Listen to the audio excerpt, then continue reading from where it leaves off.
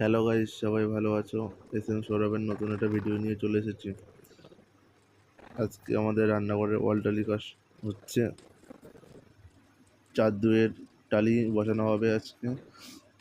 আজকে প্রথমে জল দিয়ে নিল, ওয়ালটা ভালো করে ভিজালো। তারপরে এই যে আমাদের কেমিক্যাল মাখাচ্ছে, এটা হলো সাদা কেমিক্যাল, এটা ভালো কেমিক্যালটা। কাজটা দেখো, ভিডিওটা বড় আছে আজকে। ভালো লাগলে লাইক করো, কমেন্ট করে জানিও।